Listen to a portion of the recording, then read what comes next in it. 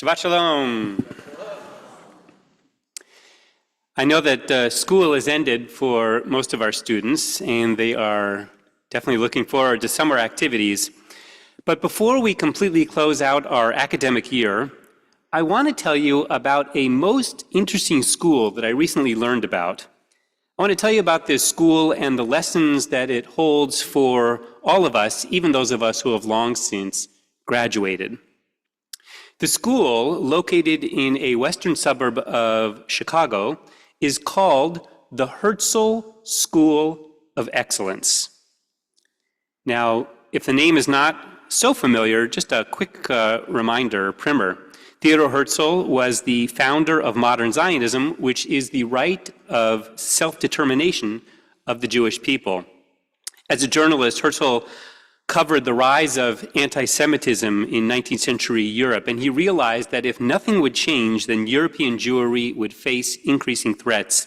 And so he had this old, new idea, the establishment of a Jewish state. He imagined Jews from all over the world returning to our ancestral homeland.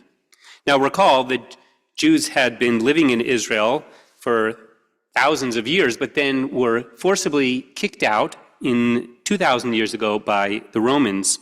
A small number of Jews always remained living in Israel, and Jews from around the diaspora have always prayed toward and prayed to return to Israel. But until Herzl, that felt like an impossible dream. And, to be honest, in some of the good years, and there were some good years, it might have felt that returning to Israel was an unnecessary action. But Herzl understood that it was necessary and that it was just. Herzl died in 1904. It would be another 44 years until his dream was realized and the state was declared. But he had set in motion the birth of the Jewish state. You can learn more about Theodor Herzl in an exhibit just in the hallway right outside the main sanctuary, on posters and in the cases. Now, these are just a small selection of what is the largest Herzl memorabilia collection in the world. And I want to encourage you to come this coming Tuesday afternoon to hear from the collector, David Matlow, about how he started this collection and what he has learned from it about Theodor Herzl. But let's go back to this school in Chicago. Theodor Herzl, he never went to Chicago. So why is there a school named after Herzl in a largely African-American neighborhood? It's a simple matter of history. The Herzl School was established in 1915 in the North Lawndale neighborhood, which at the time was a growing neighborhood, growing because of the arrival of Jews who were fleeing Russian pogroms, the very kind of anti-Semitism that Herzl had feared. So a decade after Herzl's death, the school was named in his honor and in his memory. With the passage of time, though, the demographics of the neighborhood changed. The Jews moved north to Rogers Park, but the name remained. Today, a picture of Theodor Herzl, as well as Martin Luther King Jr., adorns the dining hall of this school. And the school's motto, "Visionary of the Jewish State," still appears on sweatshirts and on sports teams' uniforms. Now, today that sounds bizarre, very striking, because in some circles, Zionism has become a dirty word. Zionism today in some circles is maligned as a white colonial project that steals land from black and brown people and then subjugates them with apartheid-like oppression. But nothing could be farther from the truth. The Herzl School, which is sadly one of the lowest performing schools in all of Illinois, it's lucky to bear his name, because Herzl's story and the story of Israel is a story of Jews, but not just for Jews. It is a universal story, the most remarkable, the most improbable story in the modern era of overcoming odds, of lifting up the oppressed, of redeeming the captives, and of realizing dreams. In the words of England's former Chief Rabbi Jonathan Sacks of blessed memory, the day will come when the story of Israel in modern times will speak not just to Jews, but to all who believe in the power of the human spirit as it reaches out to God, as an everlasting symbol of victory of life over death, of hope over despair. Because Israel has achieved great things, Sachs wrote. It has taken a barren landscape and made it bloom again. It has taken an ancient language, the Hebrew of the Bible, and made it speak again. It's taken the West's oldest faith and made it young again. Israel has taken a tattered, shattered nation and made it live again. Israel is the country whose national anthem, Hatikva, means hope. Israel, he said, is the home of hope. Herzl's Zionist movement is a story that should be known and should be celebrated. It should be celebrated by all, but especially by those progressives who today frequently malign it, because there is no greater success story for progressive values than the establishment of a liberal democratic nation for a people that has been stateless for 2,000 years. Here in the United States, progressives speak out for immigrants, as well they should. Well, Israel has absorbed immigrants from 103 countries speaking 82 languages. Here, progressives highlight the plight of refugees, as well they should.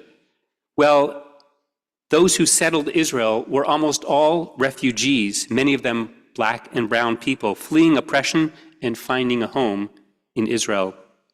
Here, progressives fight for the rights of the LGBTQ community. In Tel Aviv last week, 250,000 people came out for the annual Pride Parade. Meanwhile, gays and lesbians are paraded in Gaza for public execution. Here, progressives seek for women to break glass barriers in corporate America, and in Israel, women fighter pilots break the sound barrier, while among some of her neighbors, women are not even allowed to drive, and on and on. The Herzl School seems to understand this.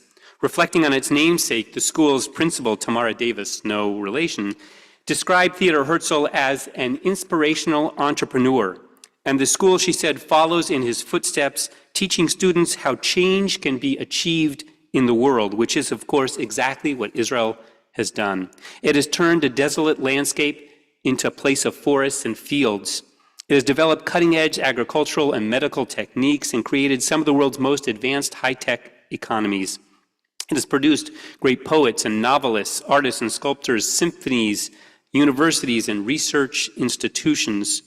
Wherever in the world there is a humanitarian disaster, Israel, if permitted, is one of the first to send aid.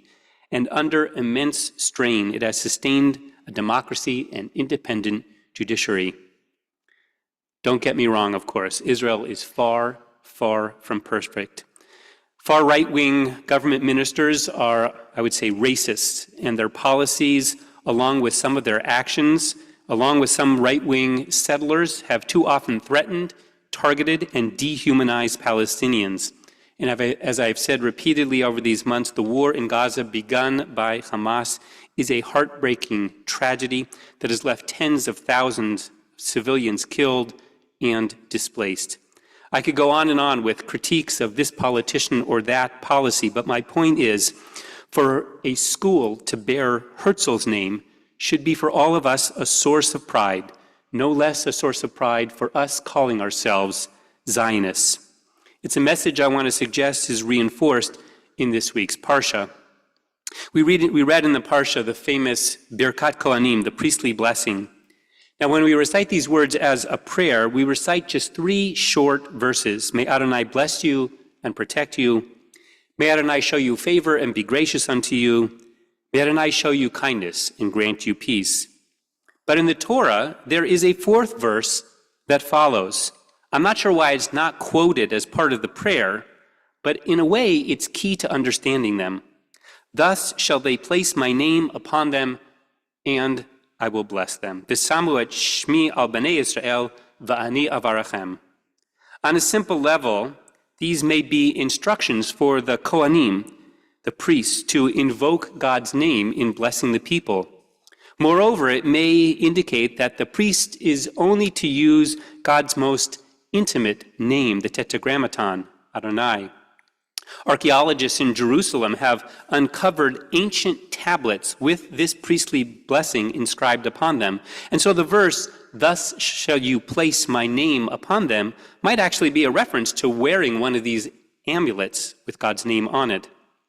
On a deeper level, though, I want to suggest that the Torah is calling upon all of us to bear God's name by walking in God's ways, by being gracious and compassionate like God, by being patient and kind, and on and on.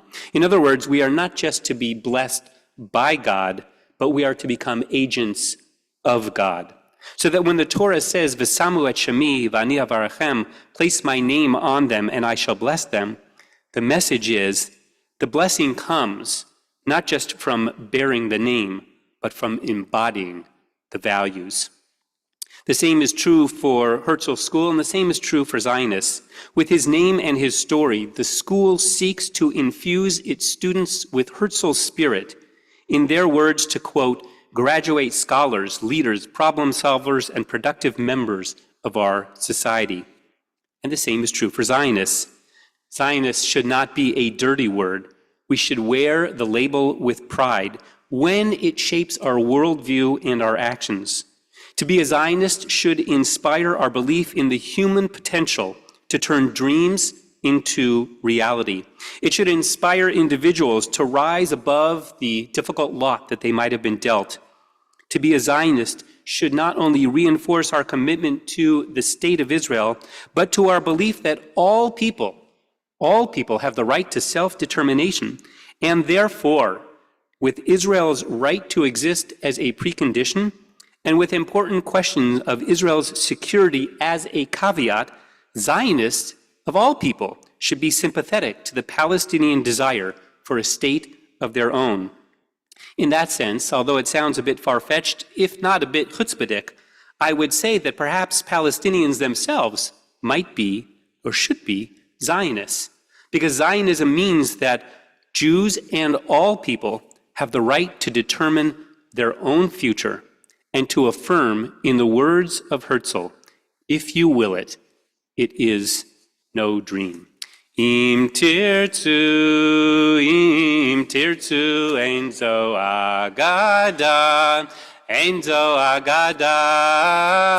liot am chofshi be'artzenu, be'eretz Zion, Yerushalayim, tirtzu,